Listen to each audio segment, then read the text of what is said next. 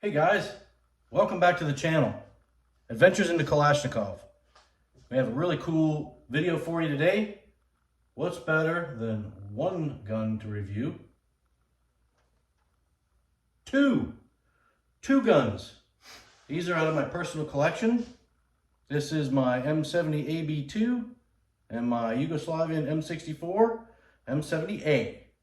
Yeah, we'll take a look at these guys and some depth on the table, give you some details, some differences, subtle and not so subtle, between the two, and hopefully you'll enjoy what we have for you.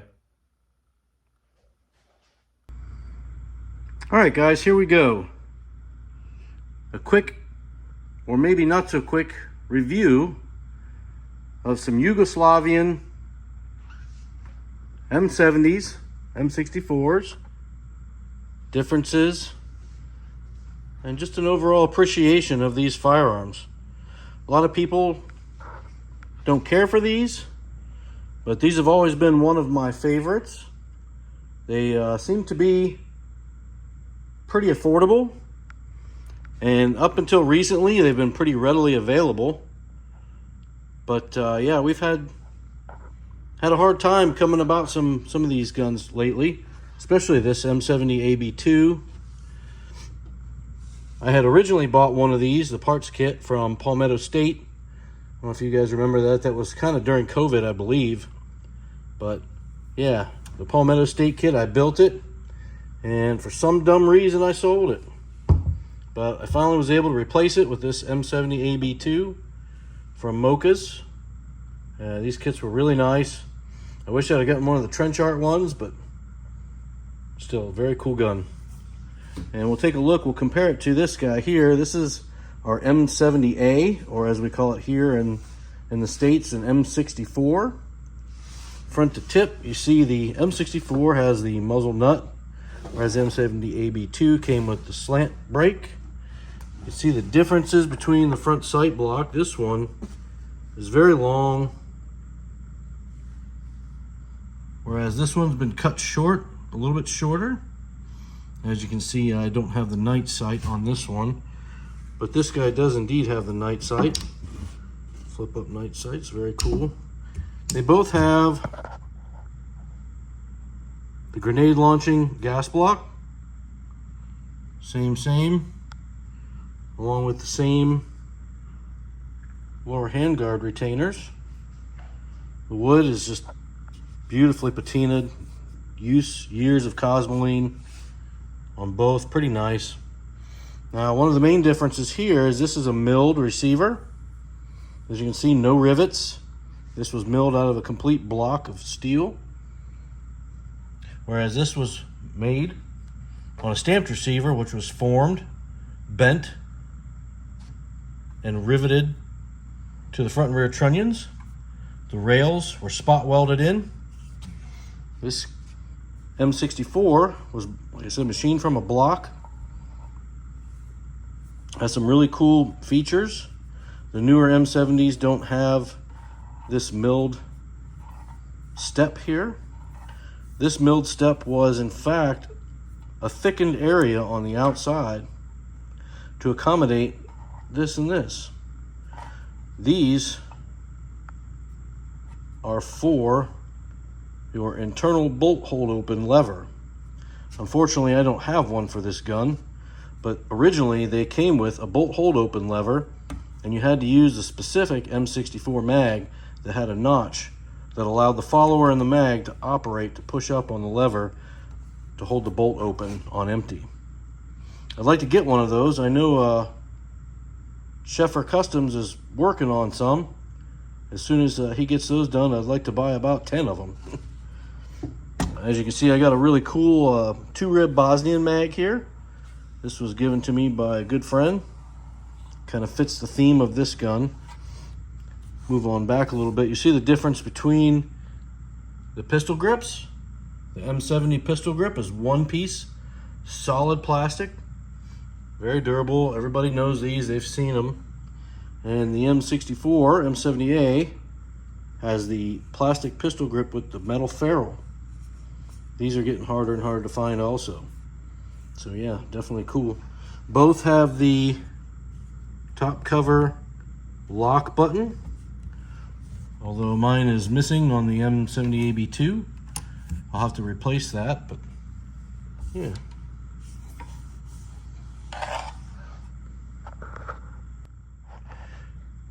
All right, some shots from the other side.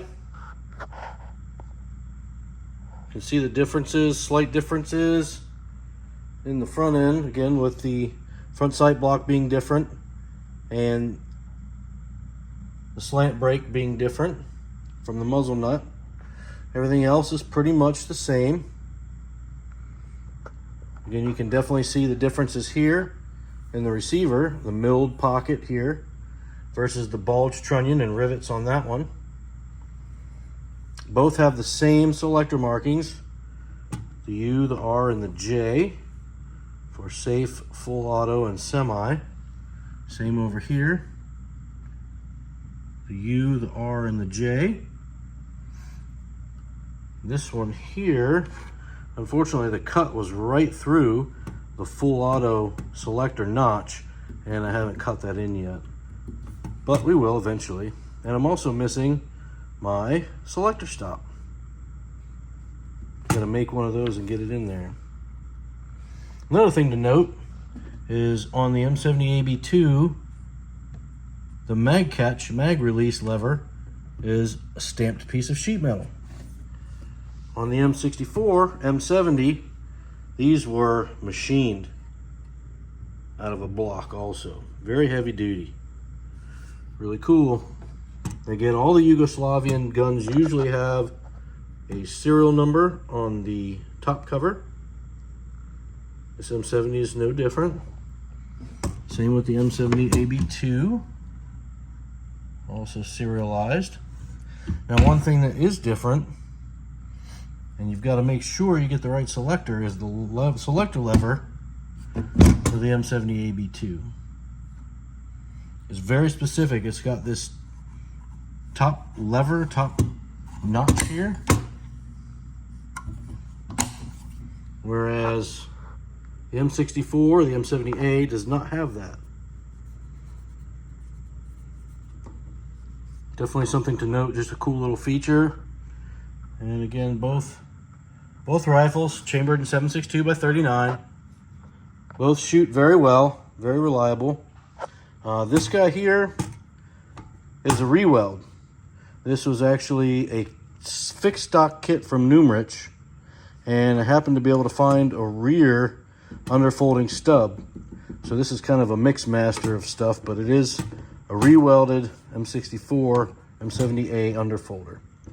This guy was built by me also on a Childers receiver, 100%. And this guy has the original M70 barrel. This was a pulled barrel from Mocha's. And this was a new barrel from AK Builder. Another shot overall. Two really cool guns. Okay, guys. Another last shot of the M64. Like I said, these Yugos are some of my favorite guns.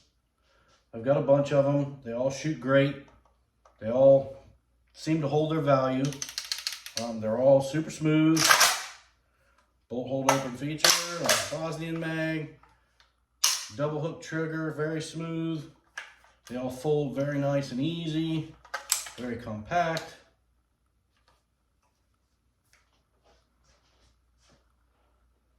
One thing I will say is that I don't really care to shoot these that much. While they shoot well, they're accurate and reliable, the underfolder is very uncomfortable, really, to shoot.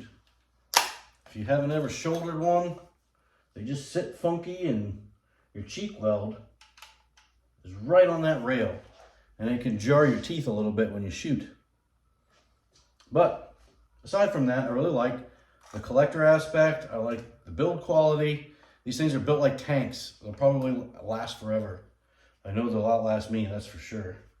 But I would say if you get a chance to get one of these to add to your collection, I'd highly recommend it. You will not be disappointed. All right, guys, that's all I got for today. Hope you enjoyed our video. If you like what we're doing, please subscribe, share, get the word out. Tell people what we're working on over here at Appalachian Gunworks. And yeah, we'll bring you some more content soon. See you in the next video.